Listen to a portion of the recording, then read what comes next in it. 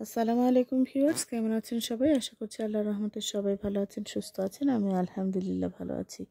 আজকে আমি আপনাদের সাথে প্যান্টস মুরগির রেসিপিটা শেয়ার করব। আশা করছি শেষ পর্যন্ত আমার সাথেই থাকবেন। তো আমি হলুদ, লবণ, মরিচের গুঁড়া, পেঁয়াজ ভালোভাবে ভেজে নিয়ে সব ধরনের মশলা এখানে দিয়ে দিয়েছি।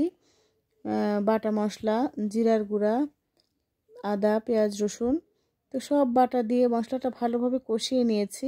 এরপরে দিয়ে দিচ্ছি প্যারেন্টস মুরগিগুলো। আর প্রথমে আমার হাতে যে আপনারা দেখতে পাচ্ছিলেন একটু মাংস, সেটা ছিল খাসির মাংস। আমার বোন বলছিল এটুক মাংস আর ফ্রিজে রাখবো না, তো এর সাথে মিলিয়েই রান্না কর। তো এখন প্যারেন্টস মুরগিটা আমি দিয়ে দিয়েছি মশলার ভেতরে। এখন ভালোভাবে কষিয়ে নিতে হবে। আর এই প্যারেন্টস মুরগিটা খেতে কেমন লেগেছে সবই আপনাদের সাথে শেয়ার করব। আর আজকে প্রথম আমি এই প্যারেন্টস মুরগি খাবো, এর আগে কখনো খেয়েছি বলে আমার মনে পড়ে না। আর মুরগিটার ওজন ছিল প্রায় 6 কেজির মতো, আর অনেক বড় মুরগিটা, এই কারণে হাড়গুলো অনেক শক্ত। আর এর আগে যেহেতু আমি খাইনি এই মুরগিটা, তো আজকে রান্না করে দেখা যাক খেতে কেমন লাগে, আপনাদের সাথে সবই শেয়ার করব। তো মুরগিটা ভালোভাবে কষিয়ে নিয়েছি। এখন হচ্ছে ভাজনা বেটে দিয়ে দিচ্ছি। আর গ্রামের মানুষেরা কিন্তু সব ধরনের এরকম মাংসের তরকারিতে ভাজনা বেটে দেয়। তো আমার বোন ভাজনাটা হচ্ছে ভেজে রেখেছিল আর আমি বেটে দিচ্ছি। আর ভালোভাবে কষিয়ে নিয়ে একেবারে কড়াই ভর্তি করে পানি দিয়েছি, ঝোলের পানি, কারণ এই মাংসটা রান্না করতে অনেক সময় লাগবে। এটা গরুর মাংসের মতো একেবারে শক্ত, আর যেহেতু মুরগিটাও বড় ছিল, এ কারণে পাতিল ভরে পানি দিয়েছি। আপনারা কে কে প্যারেন্টস মুরগি খেয়েছেন অবশ্যই আমাকে কমেন্টে জানাবেন। আমি কিন্তু আজকে প্রথম খাবো। তো অনেকক্ষণ জাল করার পরে এতটা হচ্ছে কমে গেছে ঝোল, আরও কমিয়ে নিব, তারপরে আপনাদের সাথে শেয়ার করব ফাইনাল লুক। তো আমার ভিডিওগুলো যদি আপনাদের কাছে ভালো লাগে, আপনাদের কাছে আমি রিকোয়েস্ট করছি প্লিজ আপনারা আমার চ্যানেলটি সাবস্ক্রাইব করবেন, লাইক, কমেন্ট, শেয়ার করে দিবেন। ইতিমধ্যে আমার প্যারেন্টস মুরগি রান্নাটা শেষ হয়ে গেছে, আর আমি হচ্ছে বাচ্চাদের জন্য রান্না করে নিচ্ছি নুডলস। বাচ্চারা যেহেতু নুডলস খেতে ভীষণ পছন্দ করে, তো আমি ভাবলাম যে আজকে তাদের একটু নুডলস রান্না করে দেই। তো নুডলস রান্না করা তো খুবই সহজ। নুডলসটা প্রথমে সেদ্ধ করে নিয়েছি, তারপরে ডিম ভেজে তুলে রেখে তারপরে নুডলসটা ভেজে এর সাথে ডিমগুলো দিয়ে মিলিয়ে দিচ্ছি। বাচ্চারা কিন্তু ভীষণ পছন্দ করেছিল আমার এই নুডলস রান্নার রেসিপিটা, আর অনেক তৃপ্তি করে সবাই খেয়েছে। তো আমি যেহেতু আমার বোনের বাড়িতে ছিলাম, সবাই বাচ্চা কাচ্চা মিলে আমরা অনেক বেশ কয়েকজনই ছিলাম। তো নুডলসটা রান্না হয়ে গেছে। এখন আমার বোন বলছে যে মাছ রান্না করার কথা। তো এগুলো হচ্ছে তেলাপিয়া মাছ। তেলাপিয়া মাছ আমার বোন ধুয়ে দিয়েছে, আর আমি ভালোভাবে পরিষ্কার করে নিয়েছি।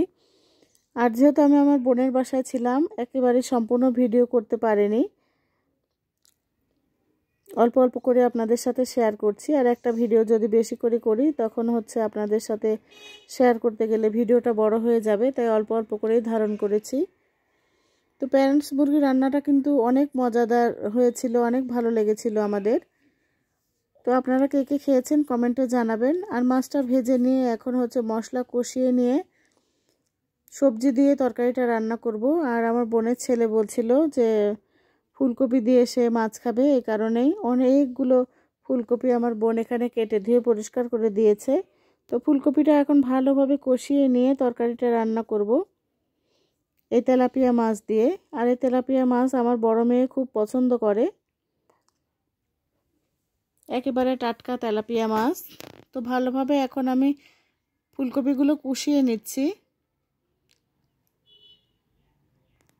খড়ির জালে একেবারে রান্না হতে খুব একটা বেশি সময় লাগে না, খুব ভালো লাগে।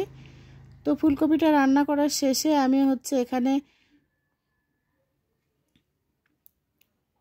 পুঁইশাকের ফুল, আমরা বলি এটাকে পুঁইশাকের ফল, ফুল যেটাই বলেন, এটা হচ্ছে মাছের মাথা দিয়ে রান্না করছি। আপনারা পুঁইয়ের এই ফলের রেসিপি কে কে খেয়েছেন অবশ্যই কমেন্টে জানাবেন।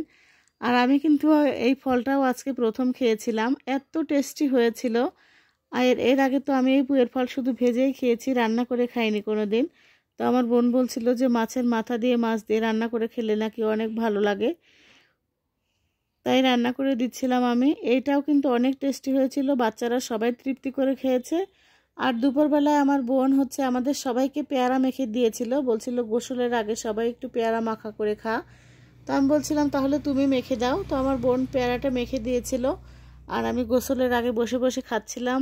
আলহামদুলিল্লাহ খুবই ভালো লাগছিল। এটা হচ্ছে পুঁই শাকের তরকারি, নামিয়ে নিয়েছি এরকম চচ্চড়ির মতো। আর এখানে ওগুলা হচ্ছে আগের তরকারি ছিল অনেকগুলো।